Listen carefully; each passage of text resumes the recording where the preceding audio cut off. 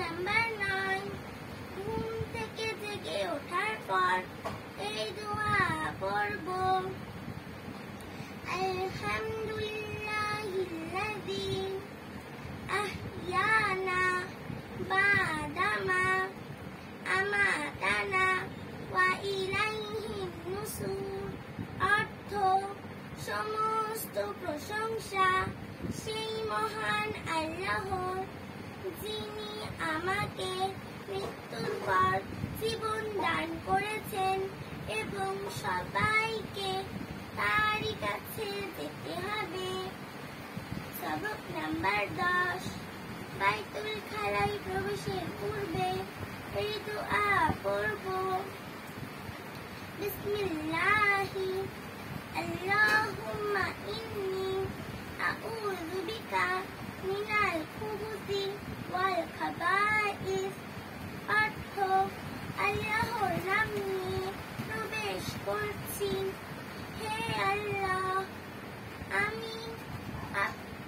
আমি অপবিত্র নারী এবং পুরুষ জিন সমূহ থেকে আপনার আশ্রয় চাচ্ছি।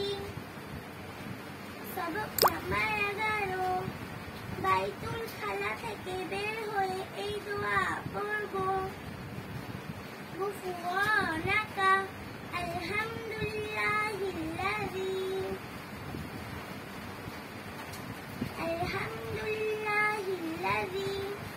আযহাবা আনিল আযা ওয়া আফানি। অর্থ: হে আল্লাহ, আমি আপনার নিকট মাগফিরাত কামনা করি। সমস্ত প্রশংসা সেই মহান আল্লাহর, যিনি আমার থেকে কষ্টদায়ক বস্তুকে দূর করেছেন এবং আমাকে নিষ্কৃতি দান করেছেন।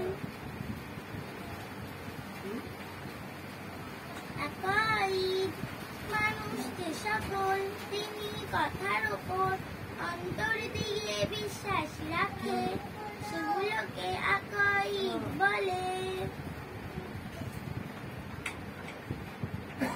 সবক নাম্বার 2, কালেমায়ে শাহাদাত। আশহাদু আল্লা ইলাহা ইল্লাল্লাহু ওয়া আশহাদু আন্না মুহাম্মাদান আবদুহু ওয়া রাসূলুহু।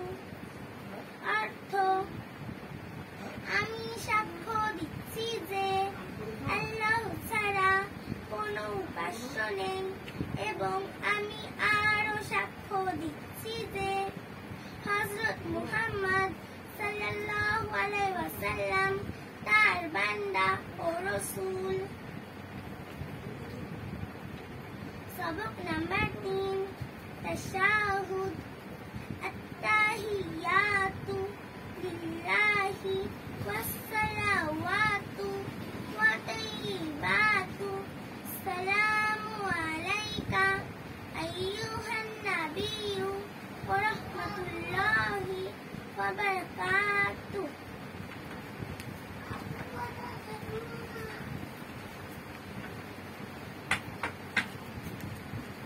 ইসলামিক জ্ঞান। দ্বীন ইসলামের কথা জানাকে ইসলামিক জ্ঞান বলে। সবক নাম্বার 4, ফেরেশতা কাদের বলে? নূরের তৈরি এক ধরনের সৃষ্টিকে ফেরেশতা বলে। ফেরেশতাদের সংখ্যা কত? ফেরেশতাদের সংখ্যা অগণিত।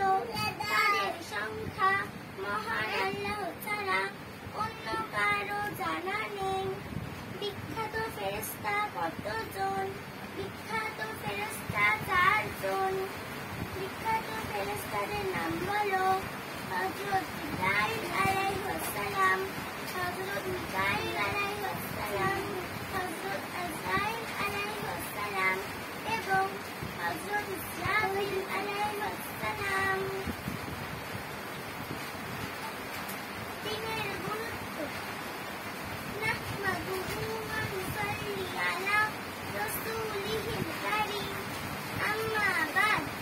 সম্মানিত শুধু আমাদের উপর আল্লাহর অনেক বড় মেহেরবানি ও দয়া যে তিনি আমাদেরকে মুসলমান বানিয়েছেন এবং আমাদের প্রিয় নবী হযরত মুহাম্মদ সাল্লাল্লাহু আলাইহি ওয়াসাল্লামের উম্মতের অন্তর্ভুক্ত করেছেন এবং সবচেয়ে প্রিয়তম ও সহজ দিন আমাদেরকে দান করেছেন, যার মাধ্যমে আমরা নিজেদের পূর্ণ জীবন